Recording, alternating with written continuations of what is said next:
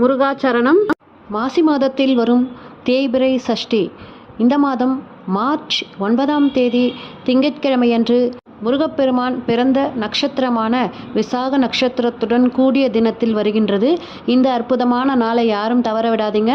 திதி நேரம் எவ்வளோ நாள் இருக்குது அப்படின்னு பார்த்துடலாம் வாங்க. மார்ச் 8ஆம் தேதி ஞாயிற்றுக்கிழமை அன்று இரவு 10:01 இந்த சஷ்டி திதி ஆரம்பித்து திங்கட்கிழமை மார்ச் 9ஆம் தேதி இரவு 11:58 வரை இந்த சஷ்டி திதி இருக்கிறதாலையும் விசாக நட்சத்திரம் மாலை 4:48 மணி வரையில் இருக்கிறதாலையும் காலையில் பிரம்ம முகூர்த்த நேரத்தில் முருகப்பெருமானுக்கு பூஜை செய்ய முடியாதவர்கள் மாலை 4 மணியிலிருந்து 4:30 மணிக்குள்ளாக செவ்வாய் ஓரையில் முருகப்பெருமானுக்கு சஷ்டி திதியில் வெற்றிலை தீபம் ஏற்றி வழிபடலாம். இந்த அன்று முருகப்பெருமானுடைய வேலுக்கு தேனும் இளநீரும் அபிஷேகம் செய்வது மிகச்சிறந்த பலன்களை தரும்.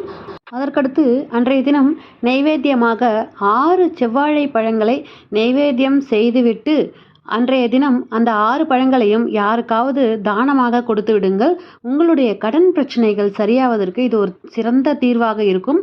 அதே போன்று அன்றைய தினம் 6 நெய் தீபங்களை ஏற்றுங்கள். கடன் பிரச்சனை தீர வேண்டும் என்று நினைப்பவர்கள் சிகப்பு கலர் திரி போட்டு ஏற்றுங்கள்.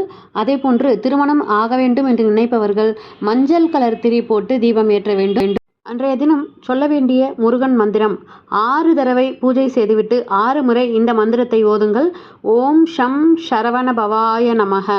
இந்த மந்திரத்தை நீங்கள் சொல்றதன் மூலயமா மகாலட்சுமி தாயாரின் அருளும் முருகப்பெருமானின் அருளும் சேர்ந்தே கிடைக்கும். கண்டிப்பாக முருகப்பெருமான் அவதரித்த நட்சத்திரமான இந்த விசாக நட்சத்திரத்துடன் சேர்ந்த இந்த தேய்பிறை சஷ்டியை யாரும் தவற விட்டுறாதீங்க. இது போன்ற ஆன்மீக தகவல்களை பெற நம்ம சேனலை உடனே சப்ஸ்கிரைப் பண்ணி சப்போர்ட் பண்ணுங்க. வெற்றிவேல் முருகனுக்கு அரோகரா. நன்றி, வணக்கம்.